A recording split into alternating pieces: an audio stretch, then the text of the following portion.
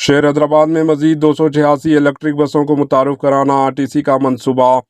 Telangana State Road Transport Corporation جاریہ سال کے پہلے نصف دہے میں حیدرآباد میں مزید 286 الیکٹرک بسوں کو متعارف کرانے کا منصوبہ رکھتا ہے۔ مختلف روٹ جہاں پر بسوں کی زیادہ طلب ہے، ان بسوں کو میں سے متعارف کرانا کا اقدامات کیے جا رہے ہیں۔ موجودہ طور پر کم و بیش 254 الیکٹرک بسیں شہر حیدرآباد میں چلائی جا رہی ہے، جن میں مسافروں کی گنجائش تقریباً 80% ہے۔ آرٹیسی، جس کا مقصد مرحلوں میں ڈیزل کی بسوں کی تعداد کو گھٹاتے ہوئے 2500 الیکٹرک بسیں چلانا ہے، شہر حیدرآباد میں آلودگی سے پاک عوامی ٹرانسپورٹ کے سلسلے میں اقدامات کر رہی ہے۔ قبل ازیں اس نے فیصلہ کیا کہ رانی گنج ڈپو میں آئندہ 3 ماہ کے دوران الیکٹرک بسوں کے لیے ای وی چارجنگ پوائنٹ کا آغاز کرتے ہوئے یہاں سے تقریباً 100 الیکٹرک بسوں کو چلایا جائے۔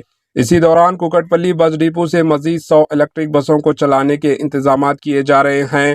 حیات نگر بس ڈپو سے موجودہ طور پر 55 الیکٹرک بسیں چلائی جا رہی ہے۔ اسی ڈپو سے مزید 45 الیکٹرک میٹرو بسوں کو چلانے کے لیے روٹ میپ تیار کیا گیا ہے۔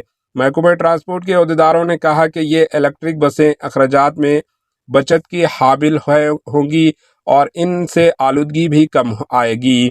ڈیزل بسوں پر فی کلومیٹر 20 روپے کا خرچ آتا ہے، جبکہ الیکٹرک بسوں پر یہ صرف 8 روپے فی کلومیٹر عائد ہوتا ہے۔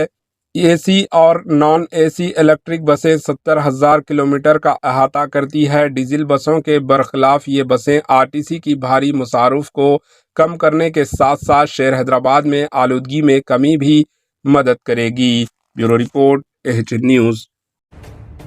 AHN نیوز کے YouTube چینل کو سبسکرائب کریں اور بیل آئیکن کو دبانا نہ بھولیں تاکہ آپ کو ہر نئی آنے والی ویڈیو کا نوٹیفیکیشن بر وقت مل سکے۔